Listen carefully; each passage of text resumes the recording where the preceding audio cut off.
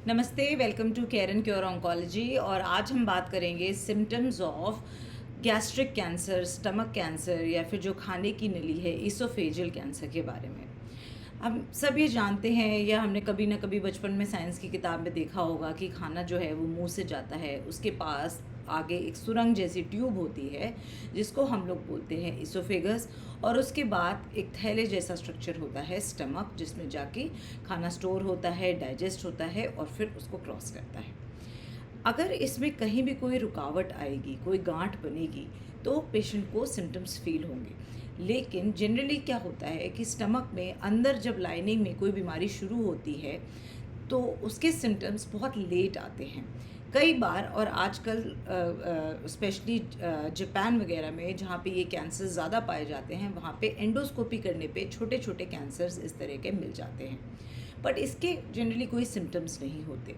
तो आइए हम देखते हैं कि किस किस तरह के सिम्टम्स हो सकते हैं इसोफेगस और स्टमक कैंसर। तो अगर हम पिक्चर में देखें तो जब इसोफेगस में या जो खाने की नली है उसमें कहीं पे भी कोई गांठ बनती है तो क्या होता है, एक रुकावट सी आ जाती है, एक ट्रैफिक में ब्लॉक सा आ जाता है, खाना उसको क्रॉस करने में दिक्कत होती है। इनिशियली पहले पेशेंट बताता है कि मैं सॉलिड नहीं खा पाता, कि मतलब रोटी नहीं खा पाता या चावल दाल खाने में दिक्कत होती है, और धीरे धीरे ये दिक्कत बढ़ती जाती है और लिक्विड्स भी लेने में प्रॉब्लम होने लगती है।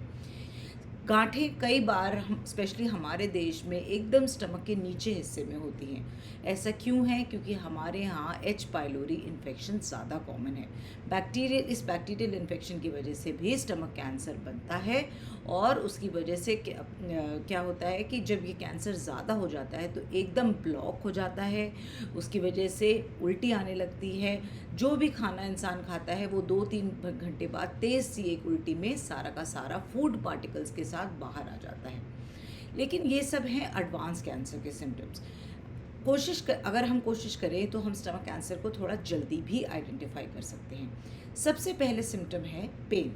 पेन के पहले पेशेंट को लगता है कि एक डिस्कम्फर्ट सा है, पेट भारी लग रहा है, कुछ भी खाया लगता है कि पेट फूल गया है।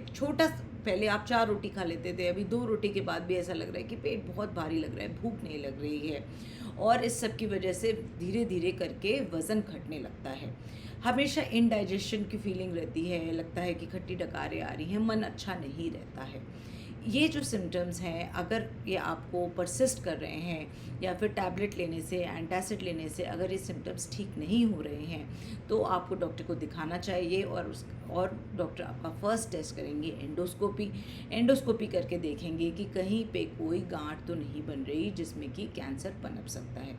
कई बार ये जो ट्यूमर्स होते हैं इनमें से छोटी छोटी अमाउंट ऑफ ब्लीडिंग होती रहती है, और इस वजह से मोशन भी काला आता है।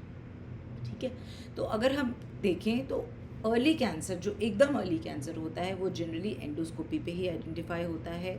सेकंड जो ग्रुप होता है जिसमें कि सिम्टम्स आने लगते हैं, उसमें पेट में दर्द होना, एक डिस्कम्फर्ट होना, खाना ठीक से नहीं पचना, पेट फूल जाना और बार बार खट्टी डकारें आना भी कैंसर सिम्टम्स हैं।